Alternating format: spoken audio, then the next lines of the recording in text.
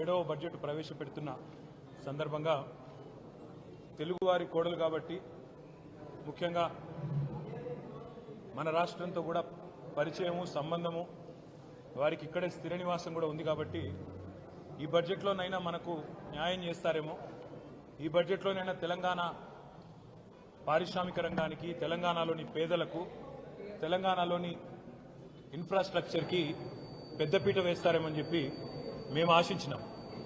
కానీ దురదృష్టం ఇవాళ 48,21,000 కోట్లతో బడ్జెట్ పెట్టినప్పటికీ అందులో పెద్ద ఎత్తున కొన్ని రాష్ట్రాలకు పెద్దపీట వేసినప్పటికీ తెలంగాణ ప్రస్తావన మాత్రం లేకపోవడం అనేది నిజంగా కూడా బాధాకరం, శోచనీయం. తెలంగాణలో 4 బీజేపీ ఎంపీలు గతంలో ఉంటే ఇవాళ తెలంగాణ ప్రజలు ఆ సంఖ్యను రెట్టింపు చేసినారు, 8 మందిని గెలిపించారు. అయినప్పటికీ 8 రూపాయలు కూడా కేంద్ర ప్రభుత్వం ఈ బడ్జెట్లో ఇవ్వకపోవడం అనేది నిజంగా బాధాకరం, తీవ్రంగా కూడా తెలంగాణ ప్రజలందరినీ కూడా విస్మయపరిచిన అంశం. బడ్జెట్ చూస్తూ ఉంటే ఇప్పటిదాకా నేను కామెంటరీ కూడా వింటా ఉన్నాను. ఇది కేంద్ర బడ్జెటా లేకపోతే బీహారు ఆంధ్రప్రదేశ్కు సంబంధించిన బడ్జెటా అనే విధంగా ఇవాళ చాలామంది మాట్లాడుతూ ఉన్నారు. మాకేమీ ఆంధ్రప్రదేశ్కి ఇచ్చినందుకు బాధ లేదు. సాటి తెలుగు రాష్ట్రం, తప్పకుండా వారు బాగుండాలి, మంచిగా ఉండాలని కోరుకుంటాం తప్ప వారికి నష్టం జరిగితే మేము కూడా బాధపడతాం. కానీ ఆంధ్రతో పాటు ఆంధ్రాకు ఇచ్చినట్టుగానే మీరు ఆంధ్రప్రదేశ్ పేరు చెప్పిన ప్రతిసారి ఏమన్నారు కేంద్ర మంత్రి గారు? ఆంధ్రప్రదేశ్ పునర్విభజన చట్టం అని మాట్లాడింది.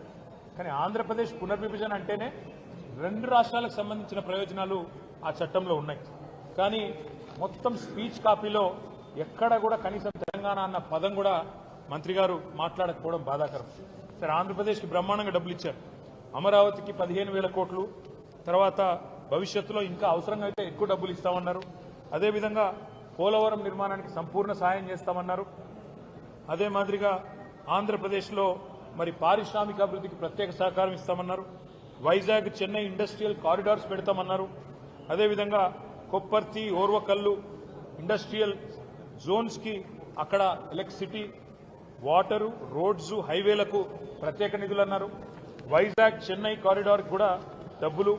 అదేవిధంగా బెంగళూరు కూడా, హైదరాబాద్ బెంగళూరు కారిడార్ కూడా డబ్బులు ఇస్తున్నామన్నారు. అదేవిధంగా ఆంధ్రప్రదేశ్లోని వెనుకబడ్డ ప్రాంతాలకు ప్రత్యేక ప్యాకేజీ అన్నారు. రాయలసీమ, ప్రకాశం, ఉత్తరాంధ్ర జిల్లాలకు ప్రత్యేక ప్యాకేజీ అన్నారు. మాకు ఆంధ్రప్రదేశ్కి ఇచ్చిన దాని మీద దుగ్ధ లేదు, బాధ లేదు, అసూయ లేదు. తెలుగు రాష్ట్రం, పక్క తెలుగు రాష్ట్రం బాగుపడితే సంతోషించటోళ్ళమే, తప్పకుండా స్వాగతిస్తాం ఆంధ్రప్రదేశ్కి ఇచ్చిందని. కానీ కేవలం ఆంధ్రప్రదేశ్కు, బీహార్కు రెండింటికే ఇస్తూ మిగతా 26 రాష్ట్రాలను మరి చిన్నచూపు చూడడం అనేది నిజంగా బాధాకరం. ఆంధ్రప్రదేశ్ పునర్విభజన చట్టమని మీరే మాట అయితే చెప్పారు. ఆంధ్రప్రదేశ్ పునర్విభజన చట్టంలోనే 2 తెలుగు రాష్ట్రాల ఏర్పాటు కూడా ఉన్నది. తెలంగాణ ఉన్నది, ఆంధ్రప్రదేశ్ ఉన్నది. కానీ ఎప్పటిలాగానే మనకు 9.5-10 సంవత్సరాలుగా ఎప్పటిలాగానే ఇచ్చినట్టు ఈసారి కూడా గుండు సున్నానే ఇచ్చింది కేంద్ర ప్రభుత్వం. మరి మీరు ఒక్క నిమిషం ఆలోచిస్తే మనకు ఆంధ్రప్రదేశ్ పునర్విభజన చట్టంలో కూడా 35 వివిధ హామీలు మరి మనకు కేంద్ర ప్రభుత్వం ఆనాడు 2014లో ఇచ్చింది. అందులో చాలా అంశాలు గతంలో కేసీఆర్ గారు ముఖ్యమంత్రిగా ఉన్నప్పుడు గత 10 ఏళ్లు ఒకసారి కాదు పలుమార్లు పోయి బతిమలాడినాము, పలుమార్లు పోయి అభ్యర్థించాము, ఇచ్చిన మాట నిలబెట్టుకోండి అని చెప్పి కూడా కోరినాం. ములుగులో గిరిజన యూనివర్సిటీ కేటాయించాలి మనకు పునర్వ్యవస్థీకరణ చట్టం ప్రకారం. కానీ పేరుకేదో యూనివర్సిటీ ఇచ్చినట్టు గతంలో ప్రకటించారు తప్ప ఇప్పటి వరకు డబ్బులు కేటాయించలేదు. బయ్యారంలో ఉక్కు కర్మాగారం పెడతాము steel authority of India limited ద్వారా అన్నారు. ఇప్పటి వరకు దానికి మోక్షం లభించలేదు. ఈ బడ్జెట్లో కూడా దక్కింది గుండు సున్నా. కాజీపేటలో రైల్ కోచ్ ఫ్యాక్టరీ అన్నారు, అది కూడా హులెక్కైంది. అది కూడా ఇవాళ రైల్ కోచ్ ఫ్యాక్టరీ పోయి ఒక వ్యాగన్ రిపేర్ షాప్ పెడతామని చెప్పడం బాధాకరం. 9 ఏళ్లుగా ఆనాడు కేసీఆర్ గారు ప్రధానమంత్రి గారిని, కేంద్ర మంత్రులను పలుమార్లు కలిసి మా రాష్ట్రానికి కొత్త విద్యా సంస్థలు ఇవ్వండి, ఐఐఎం ఇవ్వండి, ఇండియన్ ఇన్స్టిట్యూట్ ఆఫ్ మేనేజ్మెంట్ ఇవ్వండి, నేషనల్ ఇన్స్టిట్యూట్ ఆఫ్ డిజైన్ ఇవ్వండి, ఐఐఎస్ఈఆర్ ఐసర్ ఇవ్వండి, నవోదయ కేంద్రీయ విద్యాలయాలు ఇవ్వండి అని పలుమార్లు కోరినాం. దాని మీద కూడా ఒక్కటంటే ఒక్క విద్యా సంస్థ కూడా ఇప్పటి వరకు మంజూరు చేయలేదు. ఈ రోజు బడ్జెట్లో కూడా చేయలేదు. కేంద్ర బడ్జెట్లో పారిశ్రామిక కారిడార్లు ఇవన్నీ కూడా చెప్పారు ఇతర రాష్ట్రాలకు సంబంధించి. అదే తెలంగాణలో మరి హైదరాబాద్ నుంచి వరంగల్ కానీ, హైదరాబాద్ నుంచి రామగుండం కానీ, హైదరాబాద్ బొంబాయి పోయే రోడ్డు కానీ, హైదరాబాద్ నుంచి విజయవాడ పోయే రోడ్డు కానీ ఇవన్నీ కూడా ప్రముఖమైన పారిశ్రామిక కారిడార్లుగా ఏర్పాటు చేయాలని 6 వివిధ కారిడార్లు ఏర్పాటు చేయాలని చాలాసార్లు కోరాం. దాని మీద కూడా స్పందన లేదు. మెగా పవర్ లూమ్ క్లస్టర్ కావాలని చెప్పి సిరిసిల్లలో అడిగాం. దాని మీద కూడా స్పందన లేదు. అదేవిధంగా కొత్త హ్యాండ్లూమ్ క్లస్టర్స్ కూడా మంజూరు చేయాలని చెప్పి కూడా గతం నుంచి కోరుతున్నాం. దాని మీద కూడా స్పందన లేదు. తెలంగాణ ప్రభుత్వం రేవంత్ రెడ్డి గారి నాయకత్వంలో మన చాలా మంది చాలాసార్లు ఢిల్లీకి పోయి అక్కడ మంత్రులను కలిసినట్టుగా కూడా వార్త, కానీ ఒక్కటంటే ఒక్కటి కూడా వీళ్ళు చెప్పింది వాళ్ళు వినిపించుకున్నట్టయితే కనబడడం లేదు. రీజనల్ రింగ్ రోడ్డు కానీ, రాష్ట్రాలకు ముఖ్యంగా తెలంగాణకు ఉపయోగపడే హైవే విస్తరణ కానీ, కనెక్టివిటీ ప్రాజెక్టులు కొన్ని తప్ప ఎక్కడ కూడా పెద్ద మొత్తంలో అయితే ఇచ్చింది ఏం లేదు. మొత్తంగా చెప్పాలంటే తెలంగాణకు ఈ బడ్జెట్లో మళ్ళొక్కసారి దక్కింది పెద్ద గుండు సున్నా. నేను తెలంగాణ ప్రజలు అందుకే ఆలోచించాలని చెప్పి వారిని విజ్ఞప్తి చేస్తా ఉన్నా. మొన్న జరిగిన పార్లమెంట్ ఎన్నికల్లో 16 స్థానాలు 8 కాంగ్రెస్ పార్టీకి, 8 భారతీయ జనతా పార్టీకి మీరు ఇచ్చారు. ఇవాళ అదే 16 స్థానాలతో చంద్రబాబు నాయుడు గారు శక్తి బలంగా ఉంటే ఏం సాధించుకోవచ్చో సంకీర్ణ ప్రభుత్వంలో చూపెడతా ఉన్నారు.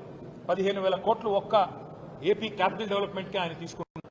అదేవిధంగా బీహార్కు 26,000 కోట్ల రూపాయలు కేవలం రహదారుల కోసం మాత్రమే ఇచ్చినారు. కానీ తెలంగాణకు 16 మంది సభ్యులున్న 8 మంది కాంగ్రెస్ వాళ్ళు, 8 మంది బీజేపీ వాళ్ళు దక్కింది మాత్రం గుండు సున్నా.